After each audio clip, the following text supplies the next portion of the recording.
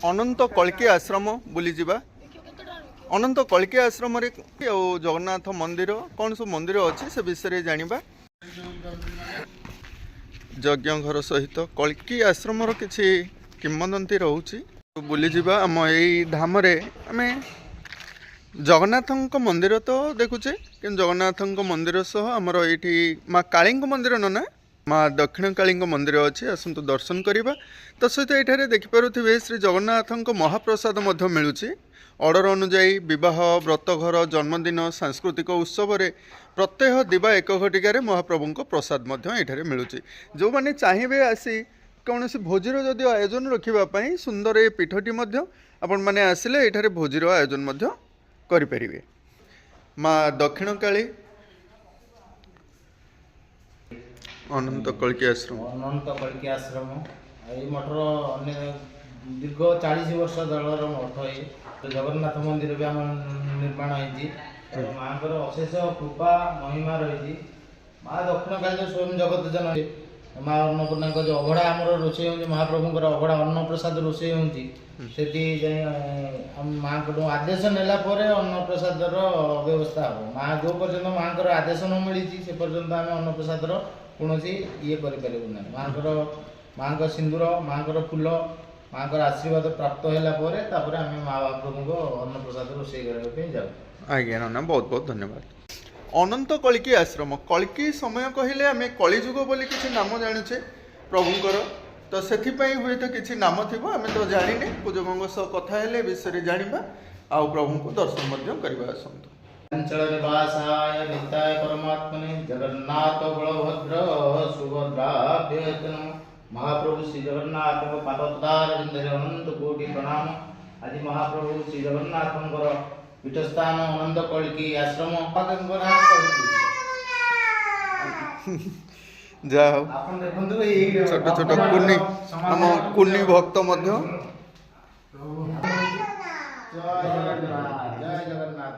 कुन्नी भक्त आज महाप्रभु स्वर्गान कर एक सुंदर व्यवस्था अच्छी। आज्ञा गोशाला निर्माण करा गोशाला अच्छी गोशाला महाप्रभु गोशाला बहुत भक्त मैंने आस गोशाला को दान कर महाप्रभु आशीर्वाद था एमती भक्त मैंने आसी समागम करें आम अभड़ा संस्था चली था। आज्ञा महाप्रभु गोसभा आश्रम आसतु बुली जावा जानिबा किछ। आज्ञा ये ये है आमर विजय चंदपुर ठारे आम पारादीप 18 बांकी निकटरे कल्की राम आश्रम ठारे आमर वंदे गोमाता सेवा आश्रम खोल जाइए। आसतु देखा कि आम जेहेतु अनंत कल्की राम आश्रम आमर जगन्नाथ मंदिर अच्छी किंतु गो सेवा आपण मैंने समस्ते कही तो गो सेवा बाबद देखु केते सुंदर भाव आमर गो मान गोमाता मान नहीं सेवा जोगे दि जाऊँ बंधु मान द्वारा आ गाई अच्छा सब गोरु सब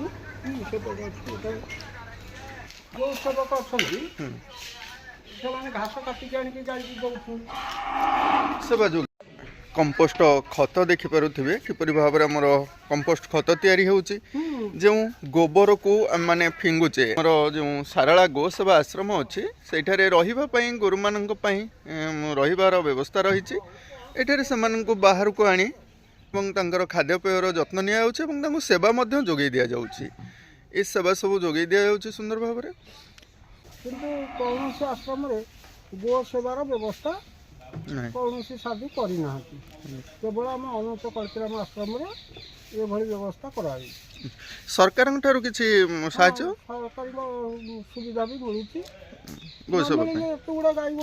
तथापि आज्ञा आमर रोड रे आसला बेले आम जहाँ देखु पारादीप रोड रे अनेक गाई गोरु मैंने भी बुलूचंद एक्सीडेंट भी बहु परिमाण रे होउचंदी माने एक्सीडेंट हो जाउछंदी ताको आनकी आश्रम रे तार सेवा शुश्रूषा करा जाई सुस्थ होला पर रखा जाउची आ बुलौचंदी बुला गोरु संख्या काहे बढ़ी जाउची आज्ञा आनिकी छाड़ुछंदी जो बजरंग दल पिला माने हां हां जो बुला गाई की धर धर के आनिकी आश्रम रे छाड़ दउ एठी छाड़ुछंदी ये जेतक गोरु बर्तमान आज्ञा ईप को भितरे थिले ए गोरु सब आज्ञा आज्ञा ताको ଧରିକି ଏବେ ଆଣିଛନ୍ତି ସବୁ। ହୁଁ ହୁଁ କାରଣ ନିଜସ୍ୱ ଗାଈ ରଖିଥିବା ଲୋକ ହୁଁ ତାଙ୍କ ଗାଈକି ଆଣିଲେ ଆଶ୍ରମକୁ ସେମାନେ ବିରକ୍ତ ହେବେନି। ପିଟେଇ ଦଉଛନ୍ତି କେମିତି ରୋଡ ଉପରକୁ? ଗୋରୁ ରଖିବା ପାଇଁ ହେଲେ ସେମାନଙ୍କୁ ସେବା ଯୋଗେଇବାକୁ ପଡିବ। ଆମମାନେ ଯଦି ଗୋରୁ ଘରେ ରଖିବା ତାହେଲେ ତାଙ୍କୁ ଘାସ କୁଟା ଆଣି ଖାଇବାକୁ ଦେବା, ତାଙ୍କର ସେବା କରିବା। କିନ୍ତୁ ତାଙ୍କୁ ଯୋଉ ରାସ୍ତା ଉପରକୁ ଆମେ ଛାଡି ଦଉଛେ, ଗାଡି ମଟର ବାଡେଇ ଦଉଛି, ତା ଦ୍ୱାରା ଆମର କଣ ଲାଭ ହଉଛି? ଆମେ ସେବା କୋଉଠି ଯୋଗେଇଲେ? ତାଙ୍କର ତ ଯତ୍ନ ନେଇ ପାରିଲେନି, ଆଉ ଘରେ ଆମେ କାହିଁକି କିପରି ଆଉ ସେବା ଯୋଗେଇଲେ? କିନ୍ତୁ ଯଦିଓ ଏଇପରି କିଛି ରହୁଛି, ଯୋଉମାନେ ବନ୍ଧୁମାନେ ଘରେ ରଖୁଛନ୍ତି ସେମାନଙ୍କୁ ଗୋ ସେବା ଯୋଗେଇ ଆସନ୍ତୁ ଆଜ୍ଞା, ନାଇଁ କି? ହଉ ଆଜ୍ଞା, ବହୁତ ବହୁତ ଧନ୍ୟବାଦ। ଗୋବରରୁ ଜୈବିକ ଖତମାନ ସବୁ ପ୍ରସ୍ତୁତ କରାଯାଉଛି। ଏହା ବର୍ତ୍ତମାନ ଆମ ସମାଜ ପାଇଁ ଅତ୍ୟନ୍ତ ଆବଶ୍ୟକ। କାହିଁକିନା ଯେଉଁ ପରିମାଣରେ ରାସାୟନିକ ସାର ଖାଇ ଆମମାନେ ରୋଗରେ ପଡ଼ୁଛେ, ସେହି ସମୟରେ ଆମେ ଯଦି ଗୋ ଆଶ୍ରମ ମାନ ସବୁ କରିବା, ବୁଲା ଗୋରୁମାନେ ବାହାରେ ବୁଲୁଥିବା ଗୋରୁମାନଙ୍କୁ ଆଣି ରଖି ସେମାନଙ୍କର ସେବା ଶୁଶ୍ରୂଷା କରିବା, ହୁଏତ ସେମାନଙ୍କଠୁ ଆମେ କ୍ଷୀର ଦୁଗ୍ଧ ପାଇପାରିବା, ଗୋବର ମଧ୍ୟ ପାଇପାରୁଛେ। ସେମାନେ ଆମ ପାଇଁ ବହୁତ କିଛି କରି ଆସୁଛନ୍ତି। ଯେଉଁ ଗରିବ ବନ୍ଧୁମାନେ ଅଛନ୍ତି ସେମାନେ ଯଦିଓ ବି ଗୋରୁ କିଛି ରଖୁଛନ୍ତି, ସରକାର ଅନୁଦାନରେ ମଧ୍ୟ ଏ ସେବା ଯୋଗାଇ ଦିଆଯାଉଛି। ଆସନ୍ତୁ ଜାଣିବା ଆଉ କିଛି। ଗୋଶାଳା ତ ନିର୍ମିତ ହୋଇଛି। ଗୋଶାଳା ସହିତ ପ୍ରଭୁ ଜଗନ୍ନାଥଙ୍କ ମନ୍ଦିର। ଆମେ ଏ ଧାମକୁ ଜଗନ୍ନାଥ ଧାମ କହିବା, ତ ସହିତ ଅନନ୍ତ କଳିକିଆ ଆଶ୍ରମ ମଧ୍ୟ କୁହାଯାଏ। ଅତୀତ ସମୟରେ କୁହାଯାଉଥିଲା, ବର୍ତ୍ତମାନ ମଧ୍ୟ କୁହାଯାଉଛି। ଏ ତତ୍ତ୍ୱ ଆମର ସେ ପୂଜକ ଥିଲେ କହିପାରୁନଥିଲେ, ତଥାପି ବାବା ଆମର ସମସ୍ତେ ଜାଣନ୍ତି ବାବାଙ୍କୁ। ମୂଳାଧୀଶ, ଗୁରୁଙ୍କର ସେବକ ବା ଭଗବାନଙ୍କର ଦାସ ମଧ୍ୟ। ବହୁତ କିଛି ତାଙ୍କ ପାଖରେ ନଲେଜ ଅଛି। ଆସନ୍ତୁ ବାବାଙ୍କ ସହ ଆଲୋଚନା ରଖିବା, କାହିଁକି ଏ ପୀଠକୁ ଅନନ୍ତ କଳିକିଆ ଆଶ୍ରମ ବୋଲି କୁହାଯାଇଛି, ଜାଣିବା କିଛି। ମୋ ଗୁରୁଙ୍କ ପରାମର୍ଶରେ ନାମକରଣ କରାଯାଇଛି। ତାଙ୍କର ଉଦ୍ଦେଶ୍ୟ କ'ଣ ଥାଇପାରେ ଏ ନାମକରଣର, ସିଏ ଜାଣିଛନ୍ତି। ଗୁରୁଙ୍କ ନାମ କ'ଣ ଥିଲା? ନିକୁଞ୍ଜ ବିହାର ଦାସ। ଯେ ବାବା କଳିକିଙ୍କ ନାମରେ ଏ ଅଞ୍ଚଳରେ ନାମିତ ଥିଲେ। ତାଙ୍କର ଦେହାନ୍ତ ପରେ ଏଠାରେ ତାଙ୍କର ସମାଧି ସ୍ଥାପନ କରାଯାଇଛି। କହିବା ଅନୁସାରେ ଏ ପୀଠର ନାମକରଣ ହେଇଛି ନା ଆଉ କିଛି ତ ତତ୍ତ୍ୱ ଅଛି? ନାଇଁ, ତାଙ୍କ କହିବା ଅନୁସାରେ ମା ଲକ୍ଷ୍ମୀ ଏବଂ ଜଗନ୍ନାଥଙ୍କର କଳି ହୋଇଥିଲା। ସେହି ସମୟରେ ମା ଲକ୍ଷ୍ମୀ ଯେତେବେଳେ ଶ୍ରୀହା ଚାଣ୍ଡାଳୁଣୀ ଘରେ ଅନ୍ନପ୍ରସାଦ ପାଇଥିଲେ, ସେଇଠାରୁ କିଛି ତତ୍ତ୍ୱ ଆମେ ଜାଣିଲୁ। ସଭ୍ୟତାରେ କିଛି ପରିବର୍ତ୍ତନ ଆସିଲା। ତ ଜଗନ୍ନାଥ ଧାମରେ ଜାତି ପ୍ରଥା କିଛି ନାହିଁ ବୋଲି, କିନ୍ତୁ ଗ୍ରାମାଞ୍ଚଳରେ ଭରପୁର ଭାବରେ ଜାତି ପ୍ରଥା ସବୁ ରହିଆସୁଛି। ଯଦି ପ୍ରଭୁ ସ୍ୱୟଂ ଜଗତର ନାଥ, ଯାହାଙ୍କ ପାଖରେ ଏବେ ଜାତି ପ୍ରଥା ନାହିଁ, ଆମେ ତାଙ୍କୁ ମାନ୍ୟତା ଦେଉଥିବା ସମୟରେ, ତାଙ୍କୁ ମାନୁଥିବା ସମୟରେ ଗ୍ରାମାଞ୍ଚଳରେ ବାବା ଭରପୁର ଭାବରେ ଜାତି ପ୍ରଥାକୁ ଆମେ ରଖୁଛେ, ଏ ବିଷୟ ଟିକେ କହିବେ। ଗାଁଉଲି ଲୋକ ସାଧାରଣତଃ ଭାରି କଞ୍ଜରଭେଟିଭ। ଜାତି ପରମ୍ପରା ଅନୁସାରେ ସେମାନେ ପୂର୍ବପୁରୁଷରୁ ଚଳି ଆସିଛନ୍ତି। ତାଙ୍କ ବାପା ଅଜା ଅମଳରୁ ଜାତିଆନା ଭାବ ତାଙ୍କର ରହିଛି। କାରଣ ଆମ 4 ବର୍ଣ୍ଣ ଭିତରେ 36ଟା ପାଟକ କରାଯାଇଛି। ପ୍ରତି ପାଟକ ନିଜ ନିଜ ଭିତରେ ସୁସମ୍ପର୍କ ରଖିଛନ୍ତି। ବିବାହ, ବ୍ରତ, ବନ୍ଧୁତ୍ୱ ଏସବୁ ରଖିଛନ୍ତି। ବାହାର ସହିତ ସେମାନେ କ୍ଷତ୍ରିୟ ଶୂଦ୍ର ଜାତି ଘରେ ବନ୍ଧୁବାନ୍ଧବ ବା ବିବାହ କରି ଆସୁନାହାନ୍ତି। ଏଇଟା ମାନେ ପରମ୍ପରାରେ ପରିଣତ ହେଇଯାଇଛି। କିନ୍ତୁ ଆଧୁନିକ ସମାଜରେ ବର୍ତ୍ତମାନର ଅବସ୍ଥାରେ ପ୍ରାୟ ସେ ଜାତିଭେଦକୁ ପାଶୋରି ବନ୍ଧୁତ୍ୱ ଆରମ୍ଭ କଲେଣି। ଏ ଯୁବପିଢ଼ି ଗୁଡ଼ିକ ପରସ୍ପର ଜାତିର ମାନେ ଭିନ୍ନ ଭିନ୍ନ ଜାତିର ପିଲାମାନଙ୍କ ସହିତ ଯେଉଁ ବିବାହ ସମ୍ପର୍କ କରି ଜାତିଭେଦକୁ ଆସ୍ତେ ଆସ୍ତେ ଲୋପ କରିବାକୁ ଯାଉଛନ୍ତି। ଏ ଅସ୍ପୃଶ୍ୟ କେବେ ଆସିଲା ବାବା? କାହିଁକି ଏ ଅସ୍ପୃଶ୍ୟ ଆସି ପହଞ୍ଚିଗଲା? ଆମେ ବି ଜଣେ ବ୍ରାହ୍ମଣ ଲୋକ ଅଶୌଚ ଅବସ୍ଥାରେ ତାକୁ ଅସ୍ପୃଶ୍ୟ ବୋଲି ଆମେ କହୁ। କାରଣ ସିଏ ଯେତେବେଳେ ପର୍ଯ୍ୟନ୍ତ ଶୁଚି ଶୌଚ ନ ହେଇଛି, ସେ ପର୍ଯ୍ୟନ୍ତ ସେ ସ୍ପର୍ଶଯୋଗ୍ୟ ନୁହଁ। ତେଣୁ ଏମାନେ ଯେଉଁ ଶୂଦ୍ର ଜାତି ବା ଅସ୍ପୃଶ୍ୟ ଜାତି ଭାବରେ ପରିଗଣିତ ହେଉଥିଲେ, ସେ ସବୁ ସମୟରେ କର୍ମରତ ରହୁଥିଲେ। ଶୁଚି ଶୌଚ ହେବା ପାଇଁ ତାଙ୍କୁ ସମୟ ନଥିଲା। ତେଣୁ ଶୁଚି ଶୌଚ ହୋଇଥିବା ବ୍ୟକ୍ତି ଜଣକ ତାଙ୍କୁ ସ୍ପର୍ଶ କରିବା ପାଇଁ କୁଣ୍ଠାବୋଧ କରୁଥିଲା, ବା ଏଇଟା ସ୍ୱାଭାବିକ। ସେତେବେଳର ସଂସ୍କାର ବି ସେମିତି ଥିଲା। ତାଙ୍କୁ ସମୟ ନଥିଲା ଶୁଚି ଶୌଚ ହେବା ପାଇଁ କି ଈଶ୍ୱର ପ୍ରେମରେ ବାୟୁ ହେବା ପାଇଁ, କାରଣ ସେମାନେ କର୍ମରତ ଥିଲେ। ସଦା ସର୍ବଦା କର୍ମ ତତ୍ପର ରହୁଥିଲେ, କର୍ମ କରୁଥିଲେ, ହଁ। କରି ଚାଲୁଥିଲେ। ହଁ, କର୍ମର ପ୍ରାଧାନ୍ୟତା ଥିବାରୁ ତାଙ୍କ ପାଖରେ ସେମାନେ ଈଶ୍ୱର ପ୍ରେମରେ ବାୟୁ ହେବା ପାଇଁ ବା ଶୁଚି ଶୌଚ ହେବା ପାଇଁ କି ସମୟର ଅଭାବ ଥିଲା। ତେଣୁ ସେଥିପାଇଁ ସେ ଅସ୍ପୃଶ୍ୟ ହେଇଥିଲେ। କିନ୍ତୁ ଜାତି ଯୋଗୁଁ ଅସ୍ପୃଶ୍ୟ ନୁହଁ, ବ୍ୟକ୍ତି ଯୋଗୁଁ, କର୍ମ ଯୋଗୁଁ। କର୍ମ ଯୋଗୁଁ। ତେଣୁ ବର୍ତ୍ତମାନ ଆମେ ଦେଖାଯାଉଛି ଗ୍ରାମାଞ୍ଚଳରେ କିଛି ବନ୍ଧୁମାନେ ଯେଉଁମାନଙ୍କୁ ଆମେ ପଚାରୁଛୁ, ଆଜ୍ଞା ଏଇ ଯେଉଁ ଜାତି ପ୍ରଥାଟି କିଏ କରିଛନ୍ତି, କେବେ ଆସିଛି, ସେମାନେ ମତ ଦିଅନ୍ତି ସ୍ୱୟଂ ପ୍ରଭୁ ଭଗବାନ କରିଛନ୍ତି, ଆଉ ଭଗବାନଙ୍କ ଦ୍ୱାରା ଏଇଟା ହେଇଛି, ତମମାନଙ୍କୁ ମାନିବାକୁ ପଡ଼ିବ। ନା, ଚତୁର୍ବର୍ଣ୍ଣ୍ୟଂ ମୟାନ ସୃଷ୍ଟ୍ୱା ଗୁଣ କର୍ମ ବିଭାଗସୁ, ମାନେ ଗୁଣ ଏବଂ କର୍ମ ଅନୁସାରେ ବିଭାଗ କରାଯାଇଛି 4ଟା ବର୍ଣ୍ଣର। ତେଣୁ ଏ ଯେଉଁ 4 ବର୍ଣ୍ଣର ବିଭାଗ ହେଇଛି, ଏଥିରେ ଅସ୍ପୃଶ୍ୟ ଶବ୍ଦ ନାହିଁ।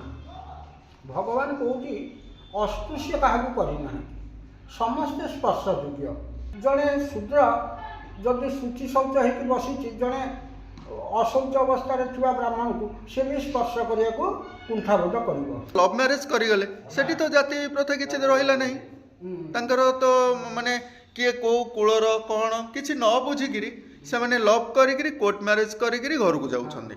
କିନ୍ତୁ କିଛି କାଂଶରେ ଦେଖାଯାଉଛି ଘରେ ମଧ୍ୟ ପୁରେଇ ଦେଉନାହାନ୍ତି, ସେମାନଙ୍କୁ ପୁରୀ ନେଇ ଜାତି କରୁଛନ୍ତି। ଏ ବିଷୟରେ କ'ଣ, କେମିତି ପୁରୀରେ ଗଲେ କ'ଣ ଜାତି ହେଇପାରିବେ ତା ବିଷୟରେ? କେମିତି ହେବେ? ଜାତି କ'ଣ ଆଉ କିଏ କରିଦିଏ? ସଂସ୍କାର କରିବାକୁ ପଡ଼ିବ। ହଁ, ସଂସ୍କାର କଲା ପରେ କ'ଣ ସେ ଆମ ଜାତିରେ ମିଶି ପାରିବେ? ନାଇଁ, ସିଏ ହେଉଛି କ'ଣ ଗୋଟେ ଅନ୍ଧବିଶ୍ୱାସ। କିନ୍ତୁ 4 ଜାତି ଯେଉଁ ଭଗବାନ ସୃଷ୍ଟି କଲେ ଗୁଣ ଏବଂ କର୍ମ ଅନୁସାରେ ପରସ୍ପର ସହିତ ସମ୍ବନ୍ଧ ରହିବା ଉଚିତ। ନିଚ ଆଉ ଉଚ୍ଚ ଆ ଭିତରେ କେହି ନୁହଁ, ଆଜ୍ଞା ସମସ୍ତେ ସମାନ ବରାବର। ବ୍ରାହ୍ମଣ ତା କର୍ମ ପାଇଁକି ବଡ଼, ଶୂଦ୍ର ତା କର୍ମ ପାଇଁ ବଡ଼, କ୍ଷତ୍ରିୟ ତା କର୍ମ ପାଇଁ ବଡ଼। କାରଣ କେହି କାହା ପାଇଁକି ବଡ଼ ନୁହଁ। ବ୍ରାହ୍ମଣ ଶୂଦ୍ର ପାଇଁ ବଡ଼ ନୁହଁ, ତା କର୍ମ ପାଇଁ ସିଏ ବଡ଼। ନିଶ୍ଚିନ୍ତ ଆଜ୍ଞା, କର୍ମ ପାଇଁ ନା। ବ୍ରାହ୍ମଣ ବନ୍ଧୁମାନଙ୍କୁ ତ କର୍ମ ଦିଆଯାଇଛି, ସେମାନେ ପୂଜାପାଠ କରିବେ ଆଜ୍ଞା। ତେଣୁ ପୂଜାପାଠ ଛାଡ଼ିକିରି ସେ ତ ଆଉ କିଛି କର୍ମ କରିପାରିବେ ନାହିଁ। କିନ୍ତୁ ବର୍ତ୍ତମାନ ଦେଖାଯାଉଛି ଇଏ କର୍ମ ତ ଆଉ ନାହିଁ ନା, ସମସ୍ତେ ତ ଚାକିରି ଆଶାୟୀ ହେଲେଣି ଆଜ୍ଞା। ସମସ୍ତେ ଏକକାର ହେଇଯାଇଛନ୍ତି। ବର୍ତ୍ତମାନ ସମୟ ଏକାକାର। ଏହାର କାରଣ କ'ଣ ଆଜ୍ଞା? କଳିଯୁଗ ବୋଲି ନା ଆଉ କିଛି ଅଛି? ସଭ୍ୟତାର ପରିବର୍ତ୍ତନ।